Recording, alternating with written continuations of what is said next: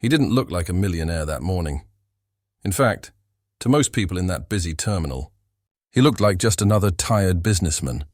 Grey suit, travel bag slung over one shoulder, quiet eyes. His name was David Cole, founder and CEO of Cole Dynamics, one of the fastest-growing tech firms in the country. But nobody in that airport knew that, and David liked it that way. He believed in blending in letting actions, not appearances, speak. The morning air inside the terminal was thick with noise, coffee machines hissing, suitcase wheels rattling, airport announcements echoing from every direction. David approached the first-class check-in desk, holding his e-ticket and passport. The gold, platinum priority tag on his boarding pass shimmered faintly. The woman behind the counter, a young employee named Megan, barely looked up. Her smile was automatic. Polite, practiced. Good morning, sir. Economy check-in is down that way. David blinked. Surprised. He gently slid his ticket toward her. I believe this says first class. She took it, glanced at the name, and gave a tight little laugh. Megan. Oh, right. My mistake. Beat, although first-class upgrades were frozen last night. We've had issues with overbooking. You might want to check with economy boarding. Her tone was soft, but her eyes said something else, something David had felt too many times before. He smiled anyway. No problem. I'll wait. As he stepped aside, a tall man in a navy blue suit, obviously a regular, rolled his suitcase up to the counter. Mr. Peters. Good to see you again. First class, of course. She scanned his ticket, printed a tag, and handed him a glass of champagne from the tray beside her. David watched quietly. It wasn't about envy. It was about recognition. He had paid for the same class, followed the same process, but received a fraction of the respect. What Megan didn't know was that the man she'd just brushed off had once been the reason her airline still had its fleet. 3 years earlier, Cole Dynamics analytics software had helped the same airline survive bankruptcy by predicting cost failures. Before they happened, David's signature was on the contract that saved their company. But at that moment, he didn't correct her. He didn't flash his credentials. He didn't need to prove himself. Not yet. As the line thinned, a manager in a blazer walked by. Megan leaned toward him, whispering something. The man frowned, then approached David. Sir, I'm told you're waiting for a first-class seat? Yes, that's right. I confirmed the upgrade last night. I'm afraid there's been a mix-up. Those seats are now reserved for premium members. I see. And who makes that decision? Corporate policy, sir. Nothing personal. But it was personal. It always was.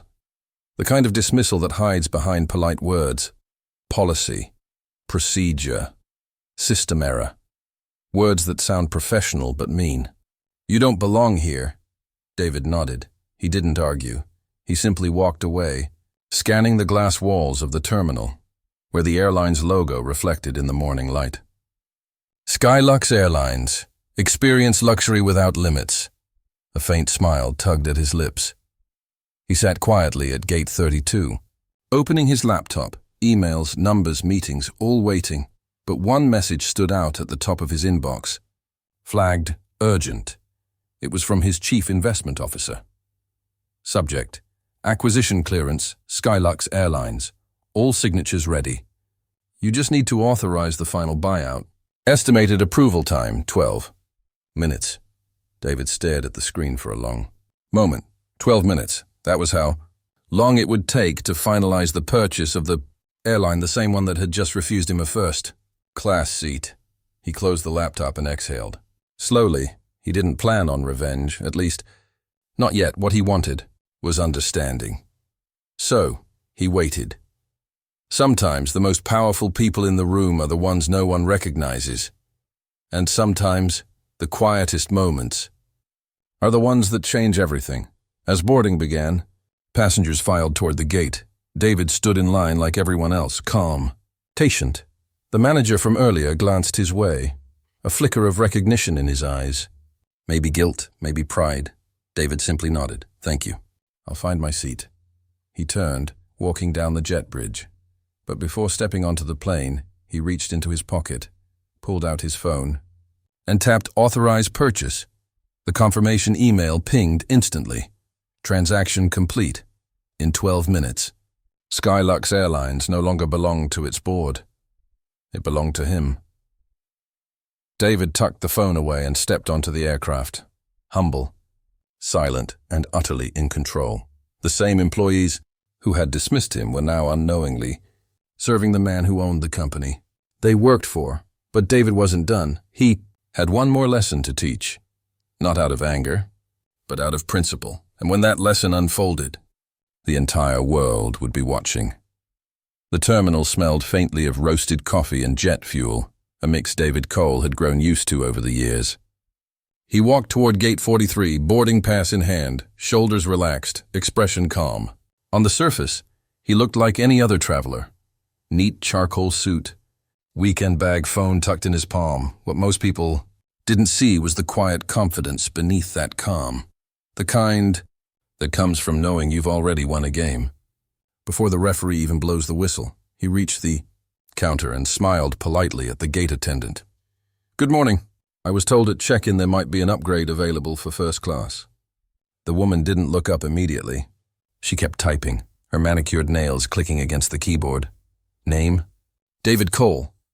Her eyes flicked to him for a brief second, then back to the screen. She murmured.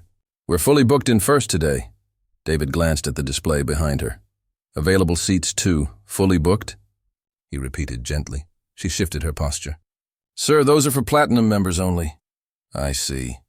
His voice stayed even, calm. "I believe I am one." Her brow furrowed slightly as she looked him up and down. "You're with platinum?" He gave a short, patient smile. "Yes, for the last 6 years." The attendant hesitated, clearly searching for an excuse that didn't sound like one. "There must be an error in the system," she said finally, tapping again. "You'll have to take your original seat, 18A. For a moment, David considered arguing. But what would be the point? People who saw you a certain way rarely changed their minds because of words, so he simply said, "Of course." "Thank you," and stepped aside. He boarded quietly with Group 1, Priority Economy, as the announcement called it. The phrasing made him smile. He'd learned long ago that priority didn't always mean respect. As he moved down the aisle, conversation softened. The subtle pause, the glance, the whisper. He recognized all of it. None of it new. Seat 18A was by the window. He set down his bag and loosened his tie slightly. The plane filled quickly. Across the aisle, 2 men in pressed shirts and smug grins chatted about quarterly profits. When they noticed him, one leaned toward the other and whispered something that earned a short laugh. David ignored it. He powered on his laptop, the screen lighting his face with a faint glow. Numbers flickered, emails refreshed. One unread message from Marcus Lane, CFO. Acquisition papers signed. "Congratulations, boss. You now own 54% of Skylux Airlines." David read it twice, then leaned back. A soft exhale escaped his lips. Not quite relief, not quite satisfaction. Across the aisle, the flight attendant appeared. The same woman from the counter, now dressed in navy blue. Her name tag read Megan. "Sir," she said curtly, "this overhead bin is reserved for premium passengers. You'll need to move your bag farther back." He looked up. "I boarded with Group 1. That's priority boarding, isn't it?" She smiled, the kind that wasn't friendly. "Priority economy, sir. Different class." A voice from the next row spoke up, an elderly woman with silver hair and kind eyes. "The bin's half empty, dear." "Let the man keep his bag where it is." Megan's jaw tightened. "I'm sorry, ma'am, but we have to maintain order." David held up a hand. "It's fine," he said quietly. He stood, lifted his bag, and moved it 2 rows down. "There, problem solved." "Thank you for your cooperation," Megan said, though her tone made the words sound more like victory than gratitude. The older woman shook her head. "Some people love rules more than kindness," she murmured. David smiled faintly. "And some people love proving others wrong," he replied softly. The plane took off. Clouds swallowed the horizon. Megan returned during drink service, a bright smile plastered across her face. "Water or juice, sir?" "Water's fine," he said. She poured it, setting the cup down just a bit too hard on his tray. "Please keep your laptop stowed during meal service," she added. "It's closed," he said. Her gaze dropped, and sure enough, the device was shut tight. A flash of embarrassment crossed her face before she turned sharply and walked away. The businessman across the aisle smirked. "Guess you made an impression." David didn't look at him. "Guess so."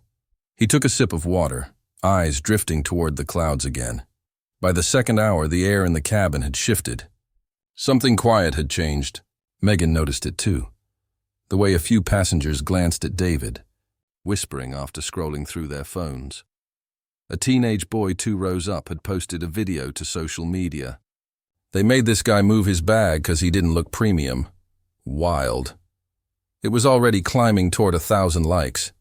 Megan caught him recording again and frowned. "No filming passengers, please," the boy shrugged. Too late. "It's viral," David kept to himself. He didn't need to say anything. He'd built empires on silence, because silence made people reveal themselves. He checked his laptop again. Another message. From Skylux Holdings, Board of Directors. "Please confirm your attendance for today's emergency operations meeting." He smiled faintly. Emergency, he thought. You have no idea. Outside the window, the sun broke through the clouds, painting the wing in gold.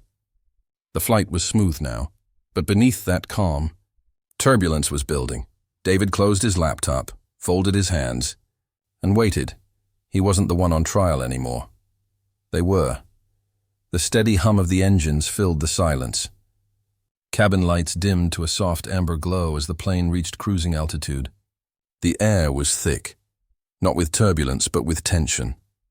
Megan moved methodically down the aisle, checking seatbelts, collecting trash, reciting routine lines she'd said 1,000 times before. But something about 18A made her uneasy.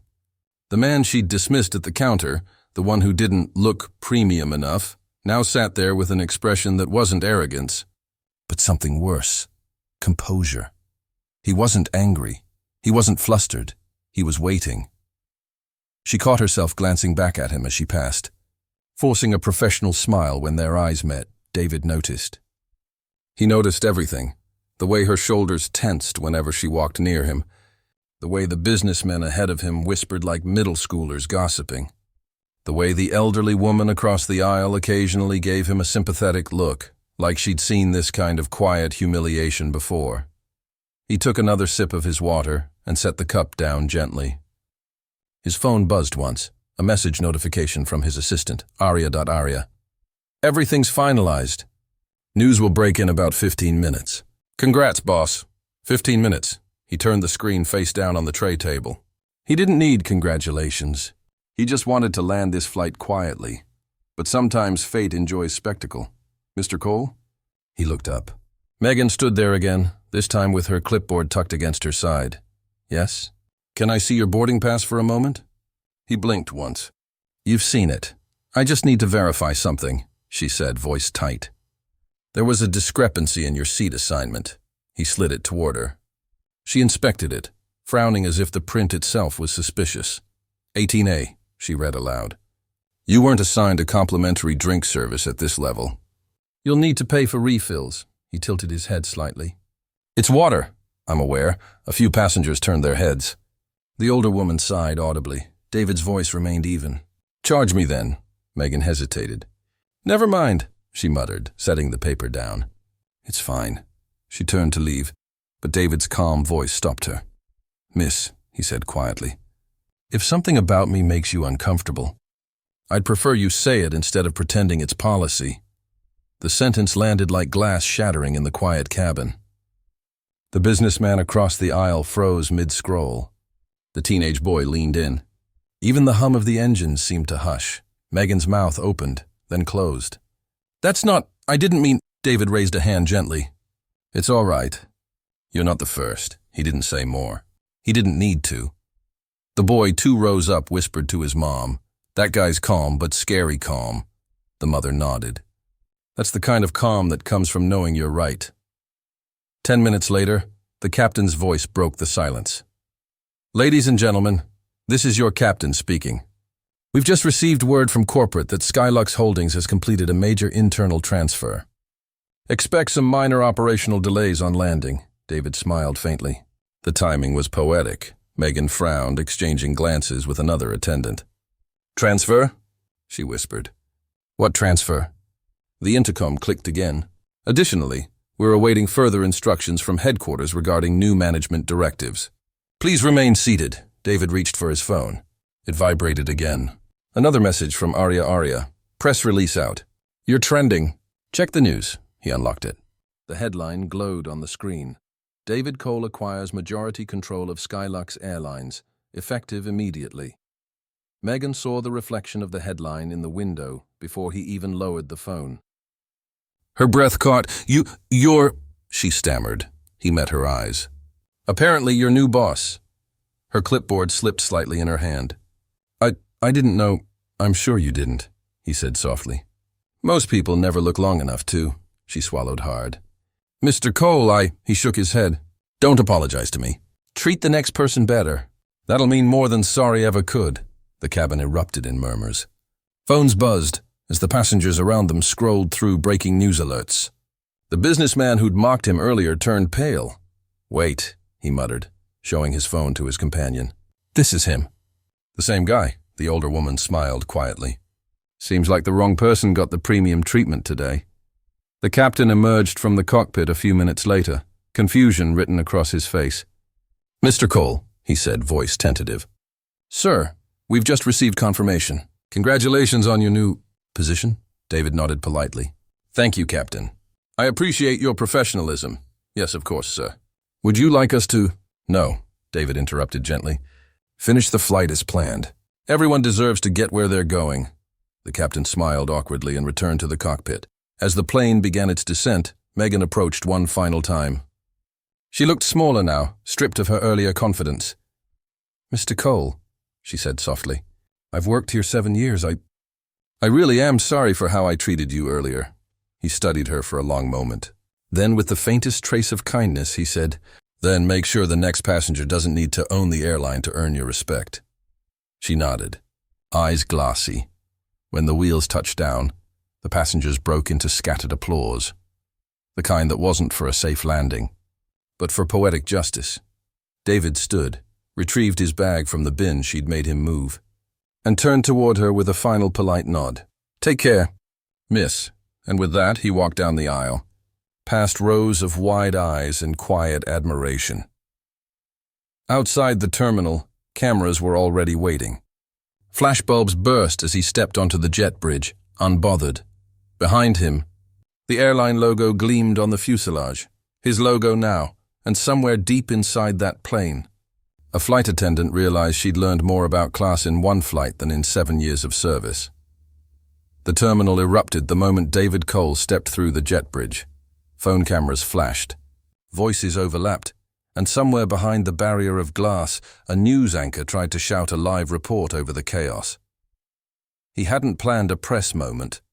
He hadn't called the media, yet the story had already flown faster than his plane.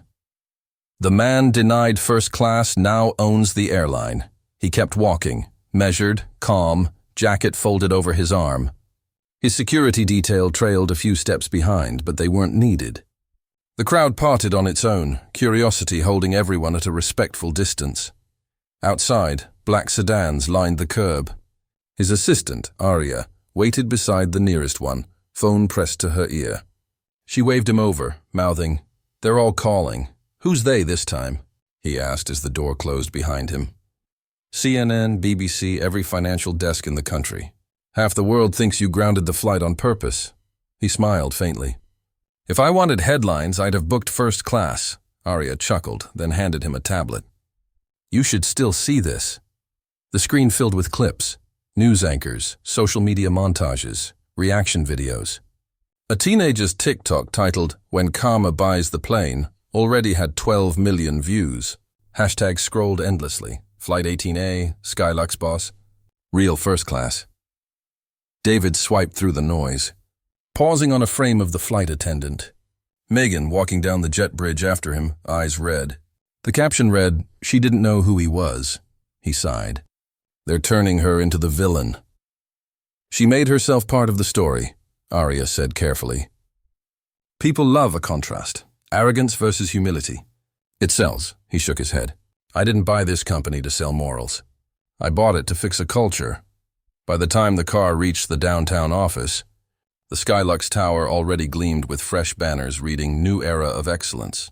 Inside, executives buzzed through the lobby like stirred bees. Some avoided eye contact. Others plastered on quick smiles that vanished once he passed. He took the elevator to the top floor. The mirrored doors reflected a man who looked perfectly composed.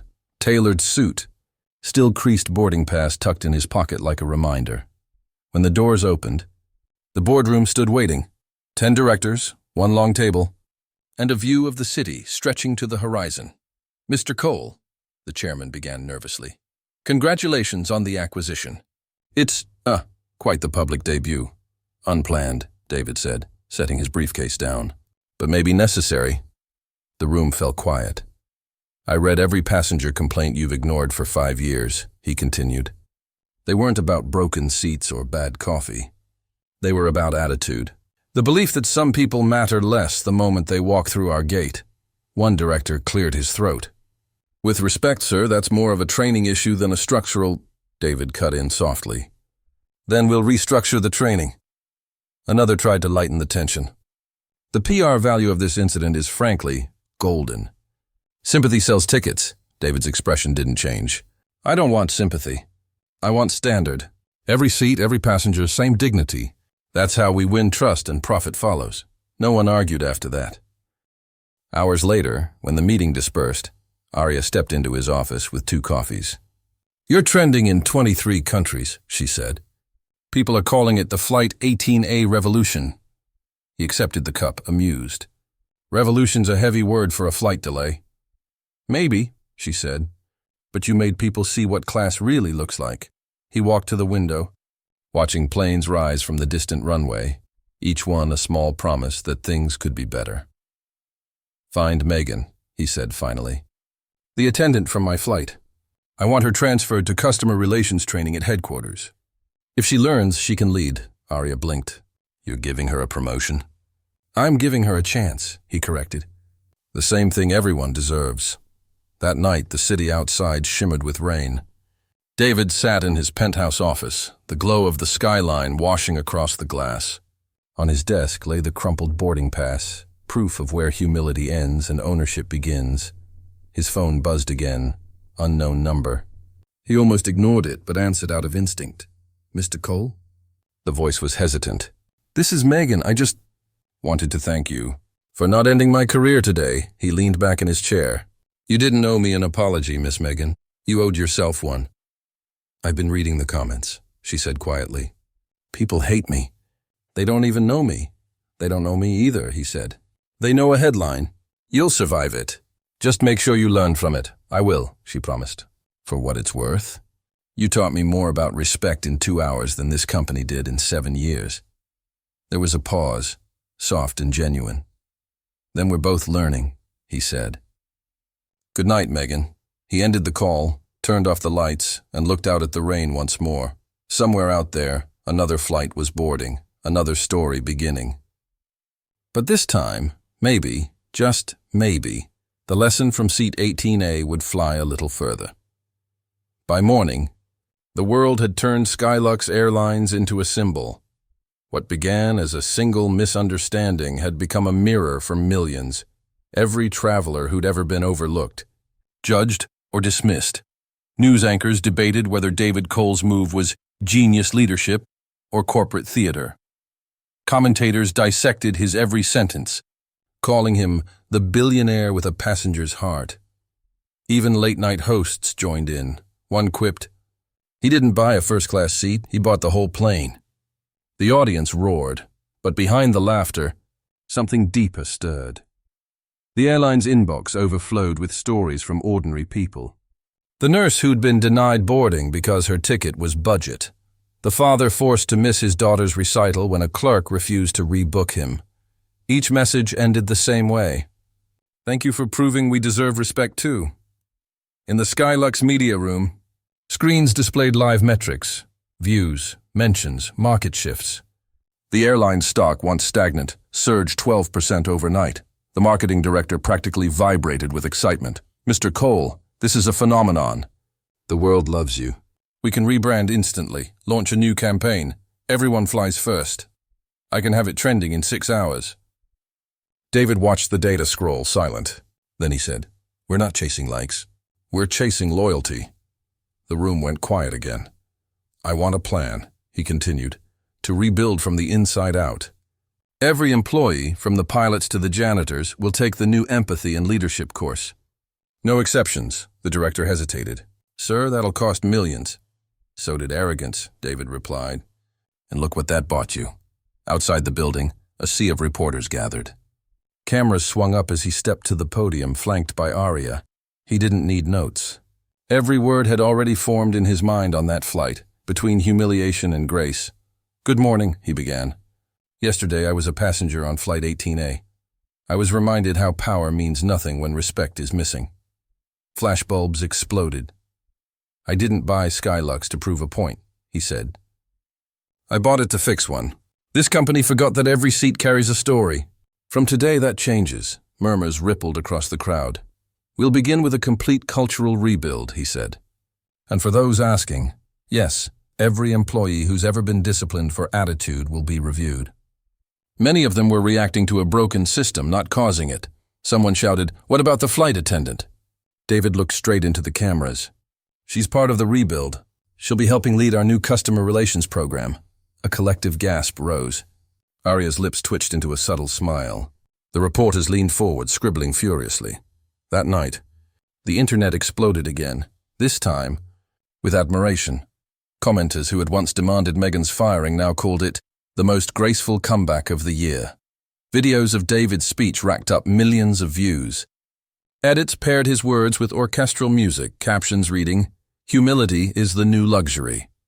Inside her small apartment, Meghan watched the clip on her cracked phone screen. She couldn't stop crying, not from shame this time, but from gratitude. Her mother called moments later. "Baby, you're on TV." "I know, Mom," she whispered. I think he believes in me." Meanwhile, in a corner office across town, Skylux's former CEO, Richard Holden, stared at the same broadcast.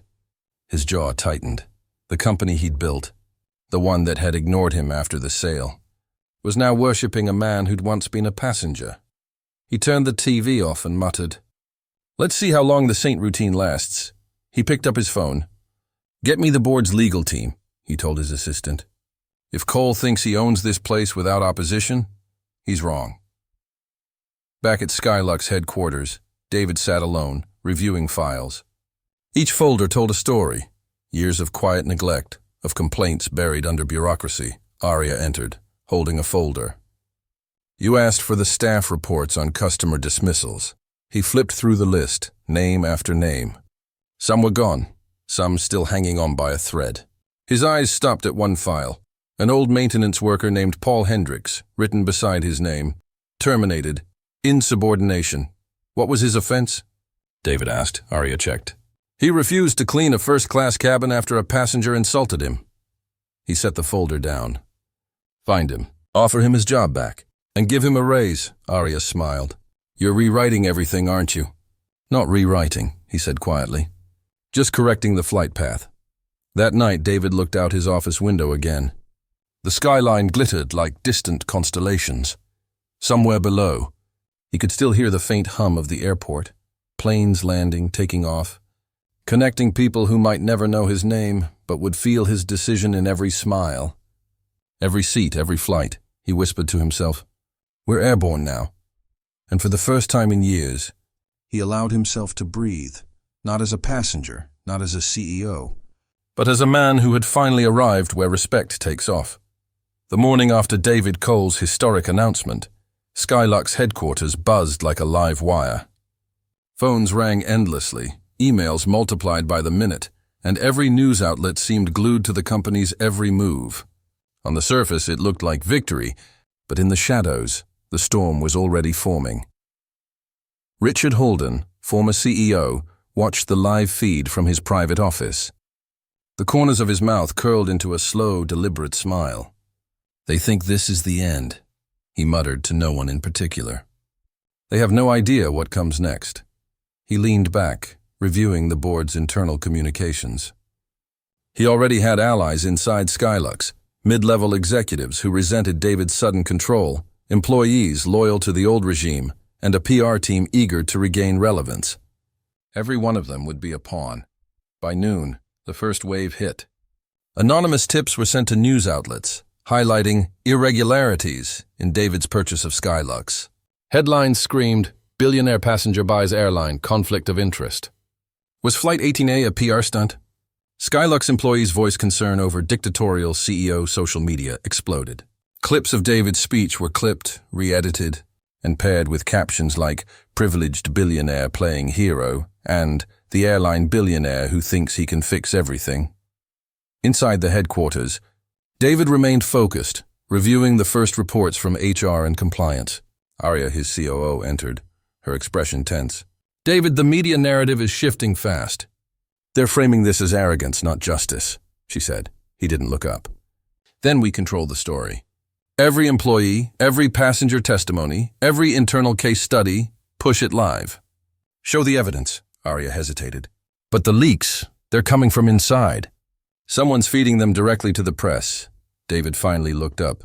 His eyes hardened. "Find them." And quietly. No dramatics. Meanwhile, in the corporate wing, the betrayal unfolded. Michael Trent, head of employee relations, slid into a secluded conference room with a reporter from a major network. "Everything you've heard is true," he said, smirking. "But the part they're not telling you is how reckless Cole is. He's overruling procedures, ignoring safety, and alienating staff. Employees are terrified." The reporter's eyes widened. "Do you have proof?" Michael held up emails, carefully cherry-picked documents, and screenshots, all painted to suggest chaos under David's leadership. "It's all here, and the public deserves to know." Outside, a junior PR associate witnessed the exchange. Her stomach dropped. "Michael, he can't do this," she whispered. But by then, the story was already circulating. By evening, the narrative had shifted completely. The hashtag #YourSkylux disaster trended worldwide. Former passengers flooded social media claiming mistreatment, biased upgrades, and staff intimidation. The stories weren't verified, but perception was reality, and reality didn't matter. David's phone vibrated relentlessly. Calls from advisors, reporters, and analysts poured in. "Sir, the stock has dropped 15% in the last 4 hours, Arya said, her voice tight. "Shareholders are panicking. The board is requesting an emergency meeting." David's jaw tightened. "Then we meet them head-on. Facts first. Emotion second." The boardroom felt colder than ever. Outside the floor-to-ceiling windows, city lights blinked like distant warnings. The Skylux board, some loyal to David and others still loyal to Holden, sat in tense silence. Richard Holden, invited under the guise of consultation, made his move. He opened his laptop, casting a spreadsheet to the room. "Look here," he said, voice smooth. "These numbers show operational risks under Cole's empathy-first policies. Flights delayed, complaints rising, staff confusion. You want stability or you want a social media stunt?" A murmur ran through the board. Some nodded subtly. Others, loyal to David, bristled. David leaned forward. "Every number here is out of context." "Complaints?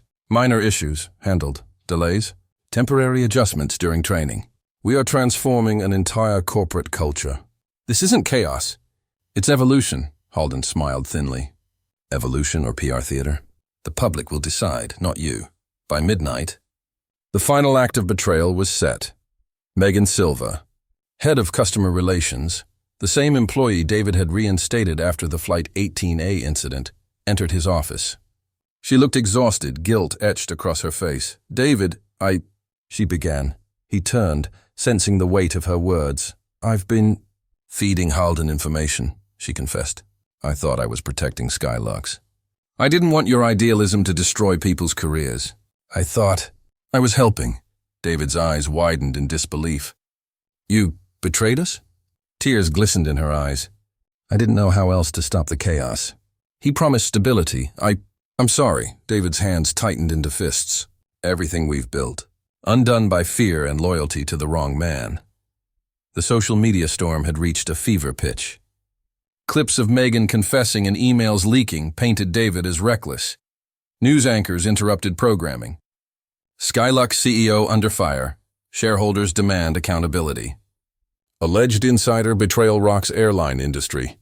Even employees loyal to David began questioning the future. Some whispered in hallways, "Can he really save this?" Then came the call from the emergency board meeting. David answered. The voice on the other end was cold, professional, and cutting. "Mr. Cole, the board has voted. Effective immediately, you are suspended pending an external investigation into Flight 18A and corporate conduct. Security will escort you from the premises if necessary." David felt the world tilt beneath him.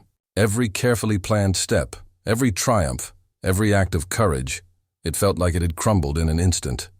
Arya, standing behind him, whispered, "They can't do this." "You're still the owner." David exhaled slowly, the weight settling in. Not enough. Not yet. Outside, paparazzi and news vans swarmed Skylux headquarters. Crowds chanted, waved signs, and live-streamed every movement. David stepped onto the lobby floor, surrounded by security, cameras flashing like a storm. His once commanding presence now felt fragile against the tidal wave of media, corporate politics, and betrayal. He looked at Megan, at Arya, at the board members who had whispered doubts and votes behind closed doors. Then his phone buzzed. A single text, "Flight 18A isn't over. Check the uploads." He opened the message. Video clips, hundreds of them, were live on the internet. Clips showing manipulated edits of Flight 18A, Michael Trent's leaks, and social media posts framing him as a villain. David's stomach dropped. He realized in that instant, the battle wasn't just against Holden, it was against the entire perception of him. And the worst part? There was no immediate way to fight back. Every decision, every reaction would be scrutinized, misinterpreted, and weaponized. He stepped into the elevator, the weight of the world pressing down. Arya followed silently. David's mind raced. If Flight 18A taught me anything, it's that power means nothing without control over the narrative. And right now, I have none. The door's closed. The cameras outside captured every step. Tweets, likes, and shares erupted instantly. The final notification pinged. Holden's PR team just released the internal audio. They're calling it CEO Mismanagement at Skylux. David stared at the screen, and then the cliff hit. David Cole, billionaire passenger turned CEO, suspended. Legal action pending. Flight 18A fallout continues. The camera pans out. The lobby swarms with journalists. The city lights blur. David's hands shake slightly, but his jaw tightens. He knows this isn't the end. But for now, it is a disaster. The morning air over Skylux headquarters felt heavier than usual, thick with tension and lingering outrage. David Cole walked through the main doors, head held high despite the swirling media storm outside. Cameras flashed relentlessly, journalists shouting questions, shareholders demanding answers, and employees whispering accusations. Arya trailed behind, clutching a tablet loaded with real-time social media analytics. "David, it's worse than last night," she said. "Every network, every platform, Holden's narrative is dominating. Your suspension is trending globally." David didn't flinch. He had anticipated this moment. Every defeat, every betrayal, every viral clip had been part of the setup. He simply needed the leverage, the evidence, and the patience to turn the tide. The first move was swift. He convened an emergency meeting with loyal executives and key employees in the Skylux crisis room. Screens lined the walls, displaying social feeds, news channels, and live analytics. "We're not reacting," David said, voice steady, commanding attention. "We're controlling. Every post, every interview, every leak will be counted with verified evidence. Holden's lies will be exposed, and the truth will reach our passengers first." Arya nodded. "I've already compiled a timeline of Flight 18A, everything from boarding to the moment he tried to manipulate the board." David smiled faintly. "Good. Then we start broadcasting it, live." By noon, Skylux launched a controlled counter-narrative. Employees recorded first-hand accounts, flight attendants sharing their perspectives, passengers defending David's decisions, and legal experts explaining the precise legality of every action he had taken during Flight 18A. On social media, hashtags like Flight 18A Truth and CEO Justice began to climb, overtaking Holden's fabricated trending topics. News anchors, forced to acknowledge the evidence, reluctantly updated their segments. New evidence emerges in Skylux CEO controversy. Alleged mismanagement claims under review. Former executives accused of misinformation. Meanwhile, behind closed doors, David prepared his most daring move. He needed Halden exposed, not just in headlines, but publicly, incontrovertibly, in a way that could never be misrepresented. By late afternoon, a Skylux press conference was scheduled. David entered the grand auditorium, facing hundreds of reporters and the cameras of every major network. Behind him, large screens displayed side-by-side comparisons of Flight 18A footage. Edited clips Halden had leaked versus the uncut raw footage. He stepped up to the podium, taking a deep breath. "Good afternoon. Yesterday, my name became a symbol of outrage, misinformation, and bias. Today, I am here to set the record straight. Flight 18A was not a PR stunt, and I did not violate company protocols. What you've seen circulating online has been manipulated by individuals attempting to undermine the truth." Gasps rippled through the room as he played side-by-side footage. Reporters whispered, eyes widening. Halden's carefully curated narrative began to crumble in real time. Outside, social media erupted. Screens captured expressions of disbelief and shock. David Cole wasn't reckless. He was betrayed. Former exec exposed. Halden's conspiracy unravels live. Skylux CEO fights back. Truth triumphs. Meanwhile, inside, Arya handed David a tablet. A live feed from multiple employees showed Halden scrambling, sending frantic emails, deleting posts, and trying to explain away the undeniable proof of his manipulation. David watched calmly. "Let him fight ghosts," he murmured. The final devastating blow came when David revealed the internal audit. Charts displayed the anomalies in employee communications, email trails directly linking Halden to the leaks and edits. "Ladies and gentlemen," David said, voice firm, echoing through the auditorium. "These are the facts. Internal communications proved deliberate misinformation. Employees were coerced, passengers were used, and the individual behind this orchestrated chaos for personal gain is sitting quietly, nowhere near the truth." A collective gasp rose as Halden's name appeared on the screen, exposed for the first time in front of millions. Journalists scrambled, calling their networks. Social media erupted into a frenzy. Halden exposed trended globally within minutes. But David didn't stop there. He pivoted to Skylux's employees. Flight 18A taught us a critical lesson. Bias, fear, and misinformation can spread faster than truth. From this moment forward, Skylux will implement comprehensive transparency protocols, mandatory bias training, and real-time reporting systems for employee and passenger concerns. He paused, letting the weight of his words sink in. "And for anyone who doubted me, yesterday was a test. Today is proof that integrity, courage, and preparation can overcome even the most calculated betrayal." By evening, the tide had fully turned. Stock prices surged. Shareholders expressed renewed confidence. Employees rallied behind David. Social media sentiment flipped. Skylux CEO redeems himself. Lesson in courage and leadership. Flight 18A, from viral scandal to corporate triumph. Even those who had doubted him, including Megan Silva, approached quietly. "I'm sorry," Megan said, voice trembling. "I thought I was helping Skylux. I didn't realize the bigger picture." David placed a hand on her shoulder. "You acted from fear. Now act from truth. Help us make this company stronger." As night fell over the city, David returned to his office. The skyline glittered, a reflection of the battles fought and won. He opened a folder labeled Redemption Protocol, Phase 2. Inside were plans to expand transparency, community engagement, and corporate accountability. He glanced at Arya, who had been his steadfast ally through the storm. "Are we ready?" she asked. David smiled, eyes sharp. "Not just ready.